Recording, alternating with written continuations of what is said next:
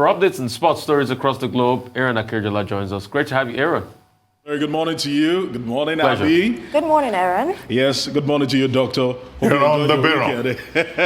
Hey, very good morning to you. Good morning. It was a bumper harvest of football over the course of the weekend. I'll be running through several of them. Let's start it off from the Manchester United Liverpool game, as Liverpool's unbeaten run at home was stretched to about 68 games in the club's 200 top flight games. Unfortunate for them, it ended goalless in that particular encounter at the Anfield, as it was even Stevens between Liverpool and all-time rivals Manchester United as he actually played out. Both teams huffed and puffed. Unfortunately, it ended goalless as both teams could not find the crucial goal to turn the screw against their rivals. But that actually left it open for Manchester City, who on the day, thanks to some fine work from Kevin De Bruyne and their their defender, John Stones, scoring his first and second Manchester City goal for the citizens yesterday, helped them to a thumping 4-0 win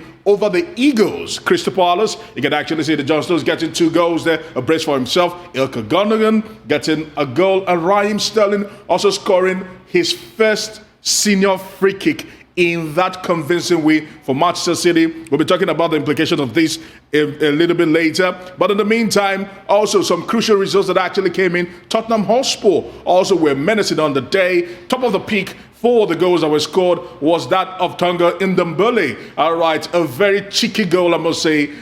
Very creative and ultimately helping the Spurs to a massive win against bottom place Sheffield United. Serge Aurier actually put them ahead in the 5th minute before Harry Kane, and then Ndombele decided to make it 3. All right, Mark Godrich pulled one back for them, but it ended up being only a consolation on the day. Now, the title race has taken a massive twist. If we actually look at, let's look at other results that actually came in. There were rare wins for West Brom, as Nigerian Semi Ajayi got on the score sheet to help West Brom win that game against Wolves. Leeds lost over the weekend. West Ham United had a solitary goal to help them win against Burnley.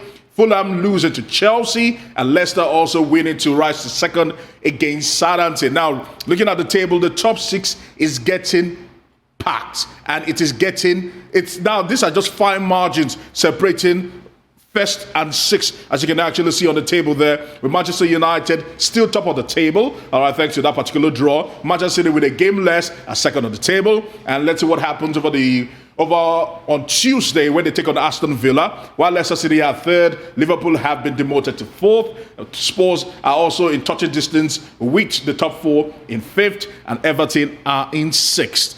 Moving away from that, in this Super Copa Hispana, as they call it, Barcelona thought they had actually gone ahead and thought they were going to win this particular one. Antoine Griezmann getting on the score sheet there, but it was meant to be Atletico Bilbao's day, as a late goal sank Barcelona on the day, and even Lionel Messi getting his first official red card for Barcelona, as Athletic Bilbao winning their 3rd title and certainly celebrating and leaving Ronald Koeman red-faced. He was hoping to get his first trophy as a coach. That did not happen. Now, moving away from that, also there were big wins for Inter Milan on the day, as old boy, talking about Arturo Vidal, rising the highest to help his team beat his former team. He used to be a Juventus player back in the day, but right now donning the colors of Inter Milan, and 2-0 was how he actually ended on the day. And Barella also turning the screw against the Bianconeris, as Inter Milan at the moment are jostling to probably fight for the title between themselves and their arch rivals AC Milan. Let's see what actually becomes of them, and we'll be watching out for that particular drama in the Serie A. Moving away from football, now let's talk a little bit of tennis. A lot has been going on in the Australian Open. You can actually see Belinda Bencic there practicing on a window, as 72 players have been made to self-isolate after 5 players in 3 different chartered flights came down positive with COVID-19 as we are building up to the Australian Open. This will be the new normal as they prepare for the Aussie Open. At the moment, we know the Aussie Open will be coming in the first week of next month, and we're watching out for that as players right now are self-isolating and ensuring that they will be practicing. And the Australian Open organizers have actually put out a tweet explaining some of the things that have been going on. And if they can actually help us with that particular tweet there, it actually explains what is happening there. As you can actually see, they issued a statement yesterday in terms of the flight and the number of passengers that were on the flight, and more importantly, the fact that all 5 positive cases were from other people, not playing staff. So that is very crucial, and that will be very, very imperative as we move closer to the Australian Open. We know at the moment people like Andy Murray will not be gracing us with his presence at the Australian Open because it's positive and he's down with COVID-19. And also Roger Federer will not be gracing us with his presence. It's really, really sad, I must actually say. Guys, before I come to you, quickly, I must say this. A beautiful lady, Ruth Usoro, seems to be turning screws right now and looking like Olympic material as she broke the Nigerians' record for the women's triple jump at the Texas Tech Corky Classic on Saturday, jumping or leaping 14.28 in her first attempt, which is really, really outstanding, knowing that what got someone, the record was by a Nigerian, was back in 2007, where Chinoe Oaduga got 14.21 at the All-African Games in Algiers. And this lady jumping 14.28 in her first attempt. Well, very quickly, Aaron, the Manchester United-Liverpool match was supposed to be the clash of the Titans, but it ended up as an anticlimax. Bruno Fernandes and Pogba, they missed 2 major chances. Yeah, major chances. And the Liverpool look like they've lost their bite. I mean, Luke Shaw was able to shackle very comfortably Mohamed Salah.